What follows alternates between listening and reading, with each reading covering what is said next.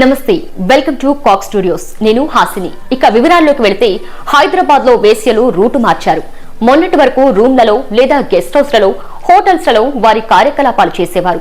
కానీ ఇటీవల పోలీసుల దాడులు, చుట్టుపక్కల ఫ్యామిలీస్ గొడవ పెట్టడం, పోలీసులకు సమాచారం ఇస్తుండటంతో వారంతా రోడ్లపైకి వచ్చి బేరాలు మాట్లాడుకుని రహస్య ప్రదేశాలకు తీసుకెళ్తున్నారు.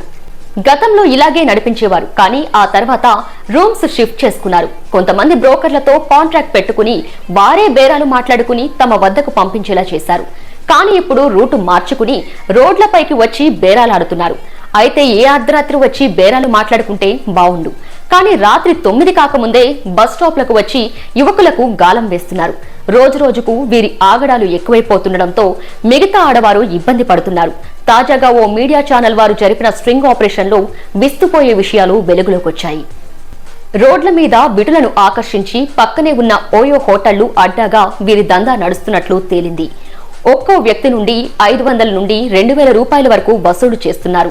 ముందు 5000 రూపాయలు డిమాండ్ చేసి బేరాలు ఆడుతూ వచ్చాక లాస్ట్ కి 2000 రూపాయలకు ఫిక్స్ చేస్తున్నారు.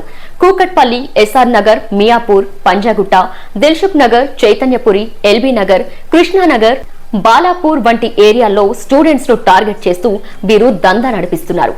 ఇదంతా పోలీసులకు తెలియకుండా ఏమీ జరగట్లేదు. వారి మామూలు వారికి పంపిస్తుండటంతో వారంతా ఇది చూసి చూడనట్లు వెళ్లిపోతున్నారు. ఈ విషయాన్ని స్వయంగా వారే చెబుతున్నారు. మీరేం భయపడకండి, ఇక్కడికి పోలీసులు ఏమీ రారు, మీరు హ్యాపీగా ఎంజాయ్ చేయొచ్చు అంటూ చెబుతున్నారు. ఇక సామాన్య మహిళలు మాత్రం వీరి ఆగడాలపై ఆగ్రహం వ్యక్తం చేస్తున్నారు. బస్ స్టాప్లలో కనీసం నిల్చోలేకపోతున్నామని, తల దించుకోవలసి వస్తుందని వారు వాపోతున్నారు. చూసారు కదా, ఈ వీడియో కనుక మీకు నచ్చినట్లయితే లైక్ చేయండి, కమెంట్ చేయండి, షేర్ చేయండి. అలాగే మన ఛానల్ సబ్స్క్రైబ్ చేసుకోవడం మర్చిపోవద్దు. పక్కనే ఉన్న బెల్ ఐకాన్ ని క్లిక్ చేయండి. Thank you.